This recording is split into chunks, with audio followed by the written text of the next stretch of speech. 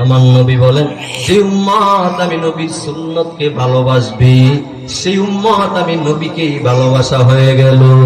আর আমি নবীকে ভালোবাসা মানে জান্নাতে আমি নবীর সাথে থাকবি। সুবহানাল্লাহ বলেন। নবীকে ভালোবাসলে জান্নাতে নবীর সাথে থাকা যাবে। অতএব মুমিন ভাই, ওই মদিনাওয়ালা নবীর আদর্শ, নবীর সুন্নত মেনে চলতে হবে।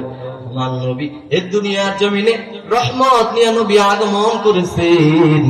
ওয়ামা আরসালনাকা ইল্লা রাহমাতাল লিল আলামিন। নবী দুনিয়া নামক বিশাল জগৎ, এই জগতের জন্য নবী রহমত হিসাবে আসলেন। আমার নবী দুনিয়া থেকে কবরে যাওয়ার পরে নবী কবর জগতের জন্য নবী আলাদা রহমত। কেন নবী আলাদা ভাবে রহমত? কবরের মধ্যে আপনাকে তিনটা প্রশ্ন করা হবে।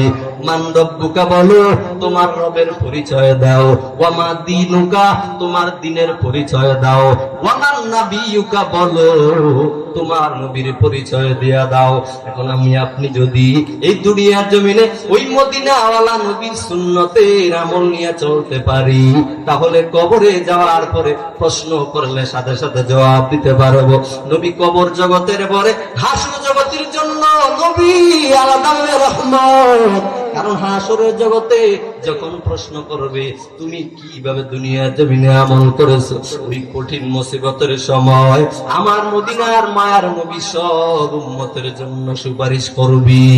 সুবহানাল্লাহ বল। নবী সব উম্মতের জন্য সুপারিশ করবে। নবী কিভাবে সুপারিশ করবে? যখন উম্মত একেবারে আল্লাহর কাছে আসামির কাঠগড়ায় দাঁড়াবে, এমন সময় জাহান্নামের আসামিগুলো আমার আল্লাহর কাছে দাঁড়ায় যাবে। আল্লাহ দ্রুত জাহান্নামে ঠেলে দেওয়ার জন্য ঘোষণা দিবে। এমন সময় উম্মত গুলো আল্লাহর কাছে কেঁদে কেঁদে অনুনয় বিনয় করবে, মালিক জীবন ভর গুনাহ করেছি রে আল্লাহ,